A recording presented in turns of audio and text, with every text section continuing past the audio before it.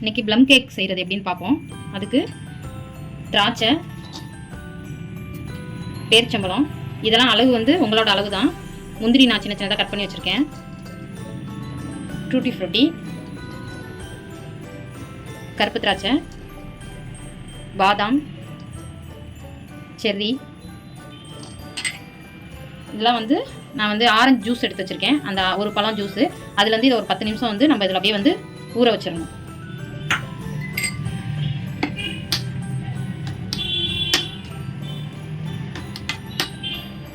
நான் இதுக்கு வந்து 1.5 கப்பு ஜீனி எடுத்திருக்கேன்.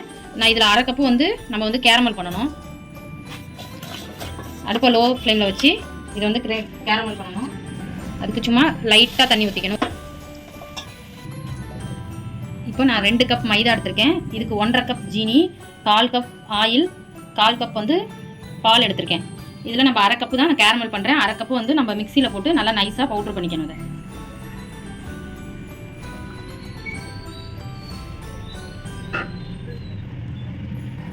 இப்போ இந்த மாதிரி கேரமல் ஆனோன்னா நம்ம இதில் சும்மா ஒரு 1/4 கப்பு வந்து தண்ணி ஊற்றிக்கணும்.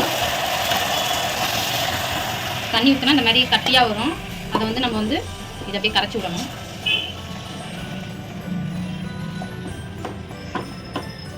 இப்படி தண்ணியில் கரைச்சோம்னா அது அப்படியே கரைஞ்சிரும்.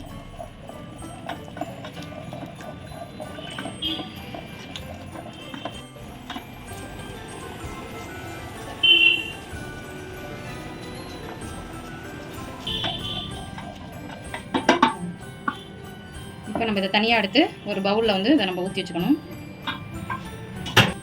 இப்போ மீதி இந்த அந்த 1 கப்பு வந்து நம்ம மிக்சியில் எடுத்து கொஞ்சம் பட்டை எடுத்திருக்கேன். பட்டையும் வந்து நான் இது கூட போட்டு நைஸாக வந்து அரைக்கணும். இப்போ நான் அந்த 1/4 கப்பு எண்ணெய் வச்சுருக்கேன். இது கூட 1/4 கப் வந்து பால். இது வந்து நல்லா நம்ம வந்து மிக்ஸ் பண்ணணும். இதை இப்போ இது போல் நம்ம வந்து நல்லா பீட் பண்ணிக்கணும். சர்க்கரையை நம்ம வந்து சலிச்சுக்கணும். அதுக்கப்புறம் மாவு எல்லாத்தையுமே நம்ம வந்து இது போல் வந்து சலிச்சுக்கணும். இப்போ நம்ம சர்க்கரை பிடிச்சதை சலிச்சுக்கிட்டேன். இப்போ மைதா மாவு நான் 2 கப்பு எடுத்திருக்கேன். அதையும் நம்ம வந்து சலிச்சுக்கணும். இப்போ நம்ம இது கூட வந்து நான் 2 ஸ்பூன் வந்து கொக்கோ பவுடர் எடுத்திருக்கேன். 1 ஸ்பூன் வந்து பேக்கிங் பவுடர், 1/2 ஸ்பூன் வந்து பேக்கிங் சோடா, இதையும் சேர்த்து நம்ம அதிலேயே சலிச்சுக்கணும்.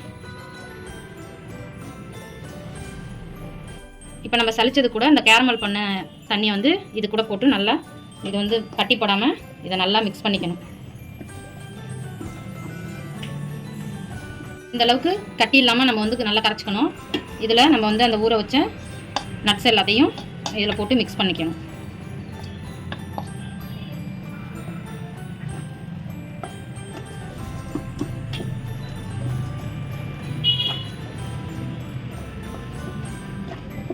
வைக்க போகிறோமோ அதில் வந்து நெய் தடவி இந்த மாதிரி பட்டர் ஷீட் போட்டுக்கணும்.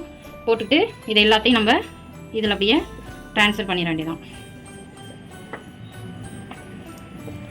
இதில் நம்ம உங்களுக்கு என்ன நட்ஸ் தேவையோ அதை போட்டுக்கணும். நான் டூட்டி ஃப்ரூட்டி போட்டுக்கிறேன். இப்போ குக்கரில் வந்து ஒரு 10 நிமிஷம் நல்லா வந்து சூடு பண்ணிக்கணும். சூடு பண்ணிவிட்டு அது உள்ள ஒரு வெயிட் போட்டு நீங்கள் இதில் வந்து இப்படி வச்சுட்டு குக்கர் மூடியில் விசிலையும் கேஸ் கட்டையும் எடுத்துடணும். எடுத்துகிட்டு இதை மூடி போட்டுட்டு ஒரு 45 நிமிஷம் லைட்டாக மீடியம் ஃப்ளேமில் வச்சு நீங்கள் குக் பண்ணிக்க வேண்டியதான். இப்போ 45 நிமிஷத்தில் இது வந்து ரெடி ஆயிரும். நீங்கள் வந்து ஒரு ஸ்பூனு இல்லைனா ஒரு கத்தியை வச்சு எடுத்து பார்த்தீங்கன்னா இது ஒட்டாமல் வரும். இதான் வந்து பதம். இப்போ நம்ம இதுக்கப்புறம் இதை எடுத்து நல்லா வந்து ஆற வச்சுக்கணும். ஆற வச்சுட்டு அதுக்கப்புறமா தான் நீங்கள் எடுக்கணும். அதை இப்போ நம்ம ஆறினோன்னா எடுத்துடணும். எடுத்துட்டா இது வந்து அப்படியே வந்துடும். இப்போ ப்ளம் கேக் ரெடி ஆயிடுச்சு. வீட்டில் செஞ்சு பாருங்கள். பசங்க செஞ்சு கொடுங்க. எப்படி இருக்குன்னு கமெண்ட்டில் சொல்லுங்கள். அடுத்த டிஷ் அடுத்த வீடியோவில் பார்க்கலாம். சப்ஸ்கிரைப் பண்ணுங்கள், லைக் பண்ணுங்கள், ஷேர் பண்ணுங்கள்.